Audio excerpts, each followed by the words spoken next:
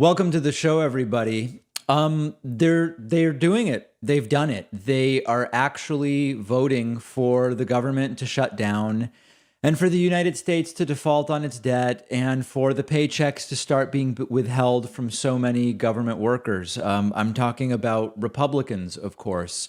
This is not exactly winning. This is not exactly America first.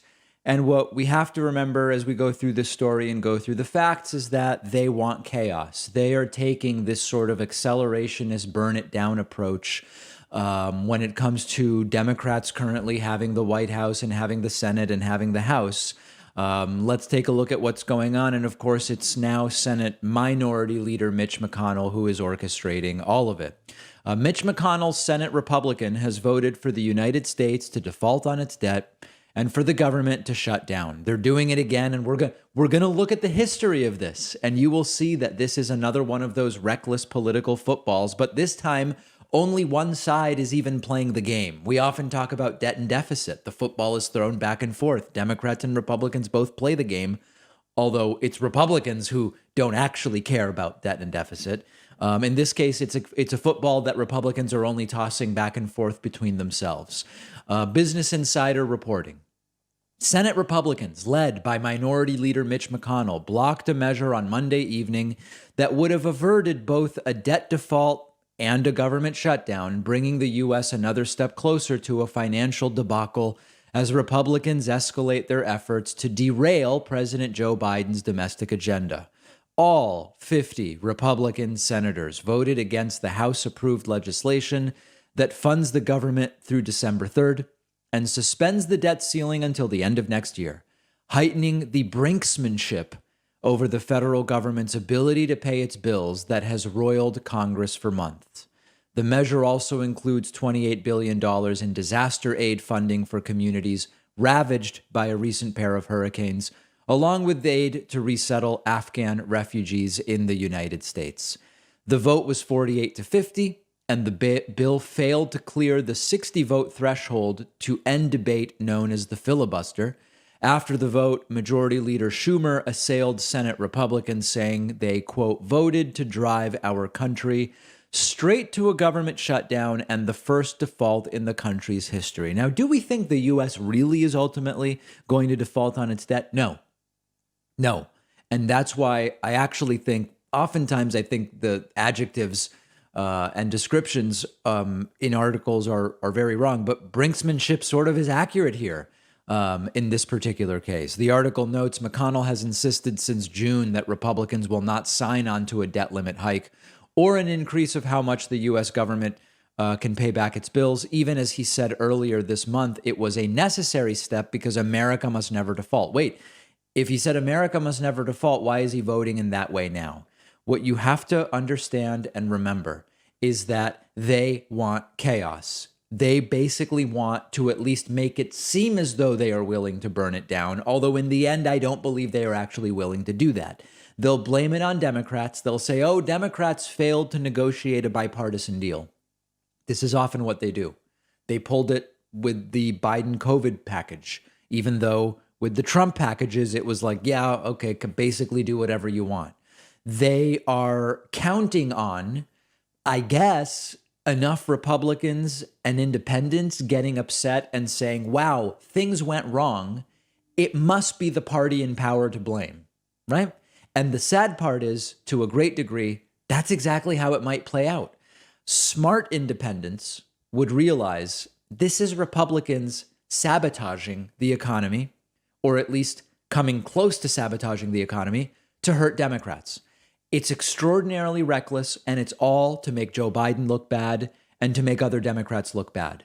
McConnell is not bluffing in the sense that he really wants it to appear as though the U.S. will default on its debt. Ultimately, I don't think they will do it, but they want to divert attention away from the damage done by Trump.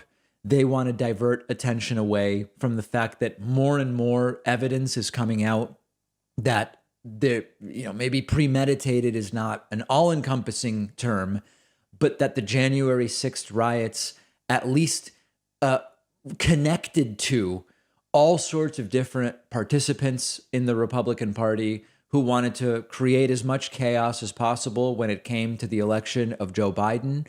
And as I said at the top of the segment, this debt ceiling stuff is really all Republicans. Like it's not really a political football insofar as it's one side that plays this game, much like with COVID stimulus. Let's talk COVID stimulus first. Trump does COVID stimulus 1. Democrats have some comments. They have some slight disagreements. They're worried that the implementation of some of the programs will essentially be a slush fund, which they were right about because that's exactly the way it was.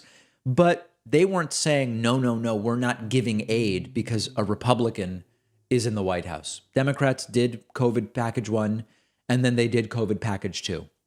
Republicans said this is the patriotic thing to do. This is the right thing to do. Some of them were a little concerned with the exact sticker price. Joe Biden takes over, says, well, it's time for the third COVID stimulus. We're not out of this thing. We need to do something. And Republicans all of a sudden say, oh, this is too expensive. And these provisions are giving money to undocumented immigrants. The provisions were no different than the provisions under Trump COVID package 1 and Trump COVID package 2. And it was Republicans who did the 180 based on who was in power. Go back to October of 2015. In October of 2015, Senate Republicans, under the leadership of Mitch McConnell, majority leader at the time, voted to suspend the debt ceiling for 2 years. They suspended the debt ceiling. September of 2017, Senate Republicans, under the leadership of the majority leader, Mitch McConnell, voted to suspend the debt ceiling again. That got us to August of 2019. And Senate Republicans, under the leadership of the majority leader, Mitch McConnell, voted to suspend the debt ceiling for 2 years. And now, in September of 2021, now it's minority leader Mitch McConnell. Same situation. Minority leader Mitch McConnell is blocking the Democratic majority, 50-50 with Kamala Harris as the tie-breaking vote, except when you need 60, right? But it is technically a Democratic majority. Now, all of a sudden, that very same Republican Party, under the leadership of the exact same guy, Mitch McConnell, said, oh, no. We can't suspend the debt ceiling. We're going to go forward with default and with a government shutdown. These people are pathetic. They really are. And when Democrats and Republicans are the same, or basically the same, we talk about it. When they are dramatically different, we talk about it. And this is exactly one of those cases. Ultimately, the debt ceiling, I believe, will be raised, and the U.S. is not going to default on its debts eventually. But the damage that will be done getting to that, and the embarrassment that will be suffered getting to that, appears like it will be pretty significant. One of our sponsors is Nebbia, who have developed the most impressive showerhead I've ever seen. It was designed by former NASA engineers who spent years researching how to save water. And what they created, the Nebbia by Moan Spa Shower, uses 45% less water than a traditional showerhead, but with an 81% more powerful spray. And they do this by using atomized droplets that rinse soap and shampoo off faster than any showerhead I've ever used. I installed Nebbia by Moan Spa Shower in my bathroom at home. Took 5 minutes to set up. I've been using it for about a year. I'm in and out of the shower way faster because of that powerful spray. But again, it's helping the planet and your wallet by using 45% less water than a traditional showerhead. Nebbia is currently offering free shipping in the US on pre-order products, and for all other Nebbia products like the showerhead, which starts at just $199, you'll get 10% off when you go to nebbia.com/Pacman and use the promo code Pacman. The link is underneath this video.